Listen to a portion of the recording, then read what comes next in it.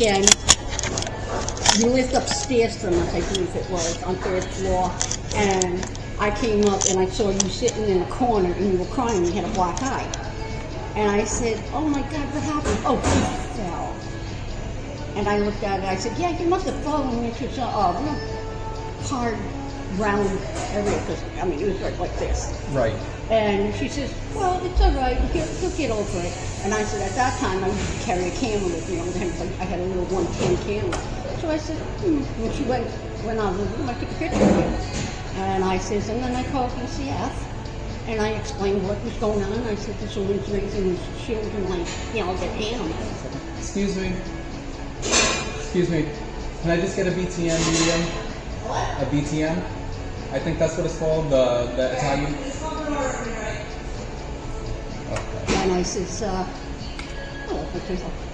says, sure, I says, no, we can't do this. I says, these children are being physically and mentally abused. And it took a couple of weeks before the social worker came in my house, and she said, how can you know this is this and this? I said, oh, I got a picture of her. I says, I'll give it to you. So they took a copy of the picture, put it in their file. Mm-hmm. And they asked me, like, what we're doing here now, and they says, would you testify if it came to court? I said, hell yeah. I said, these are my nephews and niece. I says, Kathy should never get in trouble. Never, ever. John, because he was a little younger, he got it, but you got the brunt of everything. Right. They got toys, they got clothes, you got the hand-me-downs. And it wasn't fair. And then you were in school, and something happened, and they called your mother, and you didn't want to go with her. You didn't want to go with her. And they said, well, you have to go with your mother. And you said, no, I don't want. I'm going to stay in school. And there was a big to-do about it. Finally the security guard and the nurse, they said, you have to go home with your mother.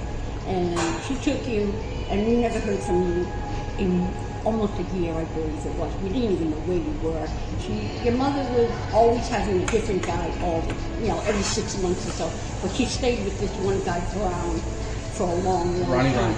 I still call him my father to this day. Because he was there that long. He was there, but he did start off vicious, but he cared for me more. He too was a little... Well, I seem to recall that he wasn't like that so much with me. He did feel bad for me. Yeah, but he still allowed you to sit on that stupid white rice. And True. It wasn't little things. This was a whole bag between the two of you. Right. And I said, you can teach your child manners and respect, but you don't have to do that for hours and hours. It's a kid. I said, they don't even do that to soldiers. And I said, they're doing it to you. And I was told to mind my own business and leave it, stay out of your mother's business and don't tell her how to raise your kids. So I said, all right, fine. And then when I heard, you went somewhere else, she threw you out of the house or something. And then she tried to say my brother, your stepfather, was abusing you. And I said, no. I said, I said, just in little arguments with John, my brother. I said, but he don't do two kids like that. I said, he'll put you in a room or something. And I said, but she threw him out, and she, all she wanted was to do was child support, because she knew he was making good money. And he would say, give me the kids. Well, she only gave John to him. Mm-hmm. And I don't know where Kathy and he went, but we raised John for quite a while, and we said, never, ever saw your mother, ever. Right. When John was there, and he would ask, where's my brother? Where's my sister? And I'd say, honey, I don't know. Your mother cut all ties with us. So I'm going to go on to the next question.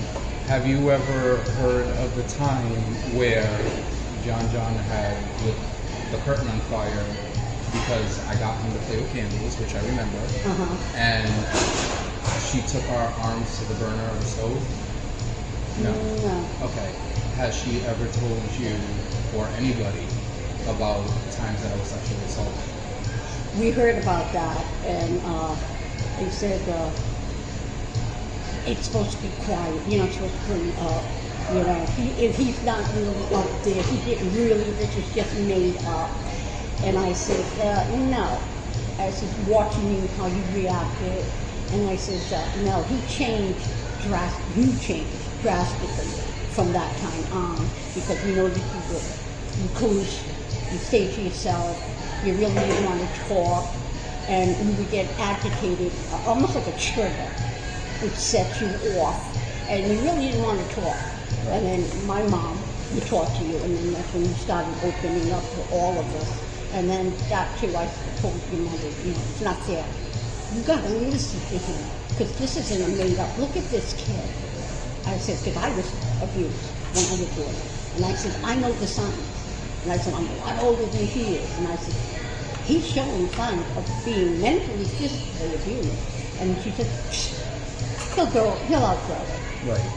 So one of the things that I do recall is that she did cover up the being sexually assaulted, and around the age of 11 is when she gave me up to DCYF. So you remember that? Yeah. She had, I remember, put me in the corner until DCYF came to pick me up. They picked me up on punishment. By the way, my old DCYF worker's name is Olivia Master-Giuseppe. She's retired now. Yeah, that was pretty bad. So how many times has my mother, when I was younger, expressed to you guys, even when she was spelling it out, that she did not want me to grow up? And I recall, quote, to be a FAG, because I was playing with what? No, the doll, right? Oh, yeah. Who was she speaking to, and what did she say? She said, you have a doll with Kathy's, and you doing the hair and the makeup. And she says, he's not going to do that. He's going to be a boy. He's not going to be a fag. And I said, that's how the little boys learn how to respect women. And she goes, and to be nurturing too. Nurturing and respectful. I remember the conversation. And she said, nope, boys play with G.I. Joes and superheroes. Girls play with Barbie dolls. She didn't even want you to have teddy bears. She kept saying, no, that's make-believe. They're going to grow up knowing reality. They're not going to have this make-believe stuff. And when you came to our house, we just let you guys go. We had you in the backyard. You guys you were kids. We were making Coca-Cola mixed with milk. And I promise you, it was the most disgusting thing in the world if you taste it now. But when we were kids, I hope my dad has videos. I'm gonna try to get a hold of him today. Is he even ever home? No, he's a recluse man. He don't even go out. The only time he goes out is after 6. And he kind of sneaks out, but he too, yeah. Oh, so I can knock on his door and get a hold of him. Or you can just call and tell him, because I just want to question him too, because he's seen a lot of the same neglect, and he felt bad. Now, has he ever expressed to you, we're talking about her brother, which I call my dad also, his name is John LaBelle. This is Julia DaCosta, we've already cleared that. Has he ever expressed to you when I was younger and she had separated from him that he wanted custody of me? He wanted custody of all 3 of us. True. But she said no. What was the reason for him wanting custody? Because he didn't want the way we were being raised. He saw some of this stuff. I know he had to. And he kept saying, they're my kids. I'm paying support for them. I want them here to see what the other side of the family is. And your mother would say, they only have one side family, and it's me and Mr. Brown. And I would say, no, I'm his aunt. No, I divorced your brother, so you're completely out of the picture. Give me 1 second. You can continue talking to the camera. Yeah, and I couldn't understand why she was this way. And she tried so many times to get another story in where it wasn't. We knew it wasn't true, but she would say, oh, my brother did this to the kids, my brother did that to the kids. Well, then, if that was the way it was with her, I have why it did the documented kids... too that we were here at this time specifically, and I watched you guys serve somebody else before me, even though I was here first. And she's a witness, and it's already recorded. So... Your sarcasm is really enthusiastic. She told us, No, I'm just going to leave because they're rude. Oh. So we'll stop.